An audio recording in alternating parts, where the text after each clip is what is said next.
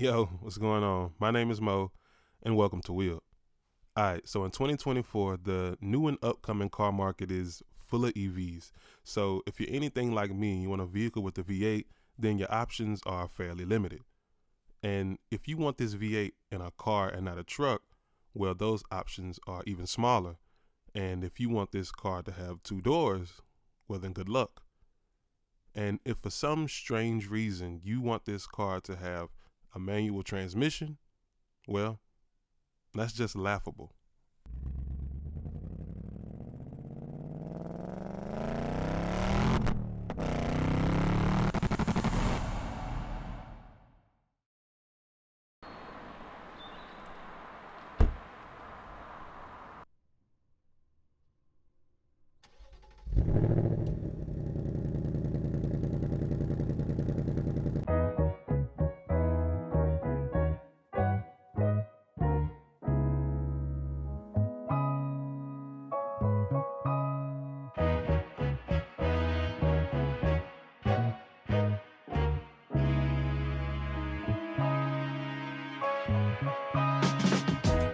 So this GT Premium has quite a few options. It has leather seats inside, they're both heated and ventilated. It has a full digital dash, Apple CarPlay, Android Auto, Wi-Fi hotspot. I mean, the list goes on and on and on as far as the technical specs. But for me, the most important specs are the performance pack and the 6-speed manual transmission. If you want a more detailed review with all the specs and features of the 2024 Mustang GT, I have another video posted on the channel. Check that out. Also, this particular GT is on Tuscaloosa Ford's website if you want to check it out for yourself. All right, guys, so if you know anything about the S550 Mustang, you know that it had the MT82 transmission. And if you know anything about that transmission, you will know that it was terrible. I previously owned a 2017 Mustang GT myself, and so I had some experience with this transmission, and I will say it definitely was not the most confidence-inspiring transmission by a long shot. It didn't feel good when you shifted, especially in the higher RPMs. It grinded when going into third gear for me, and I think for a lot of people. So the transmission really wasn't that great. And so for the 2024 model year, well, unfortunately, it's back. And only for the GT models. Obviously, the Dark Horse gets the Tremec 6-speed. This, unfortunately, does not. But apparently, this transmission has been improved for the 2024 model year. So I really want to find out if that's the case. And if you're considering a manual, should you upgrade the entire car just for the Tremec 6-speed, or would you be okay with the MT82?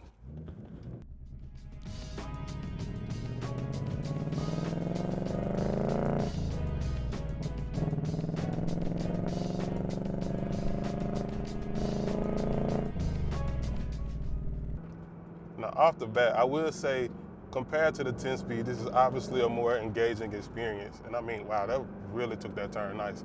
This is definitely a more engaging experience in the manual transmission. Just being able to, roll your own gears. And we got the exhaust set, I think, in sport mode. And to get those crackles and those pops, this car is loud. I already love this more than the 10-speed. It's just that experience of being able to shift your own gears is really unmatched when it comes to fun, if you ask me. Now, granted, these are on back roads, so on a track, the auto, may be more fun to some, but to me, nothing beats rolling your own gears.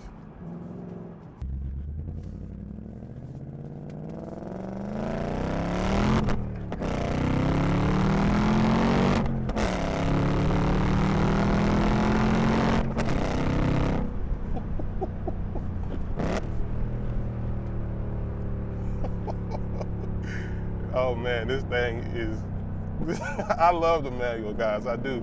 You see the smile on my face. I love being able to shift my own gear. So, the previous Mustang I reviewed for the channel was a 10-speed automatic. And the 10-speed is actually a really good transmission. I love the way it shifts. It shifts fast. It keeps you in the high RPM range. It makes good decisions when you're doing, some more spirited driving. But man, there's nothing beats the feeling of just being able to roll your own gears. And so I guess the question is, if you are on the fence about whether or not, you should upgrade the entire car in order to get the Tremec. Now, I haven't driven a Dark Horse. So if you want the Tremec 6-speed, you're gonna have to get a Dark Horse model. That comes at a premium. I mean, most Dark Horses I see on the internet these days are over the $70,000 mark. And while the Mustang isn't necessarily, or the GT Mustang isn't necessarily cheap, $72,000 is a lot to spend on a vehicle. So, you know, would you be okay just going with the standard GT manual and having to deal with the MT82 again?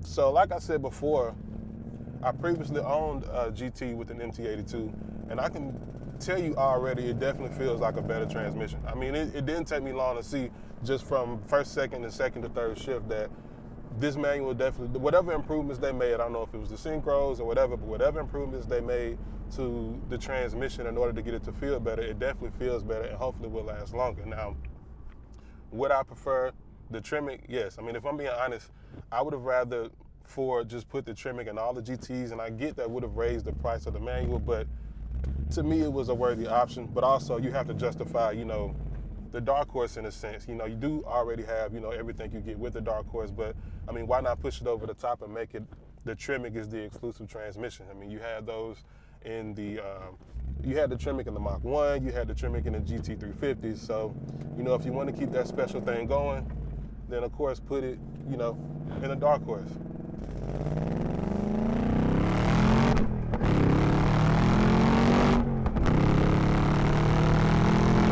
This particular vehicle, the Mustang GT, is kind of like the last of a dying breed, and, you know, no pun intended, I guess.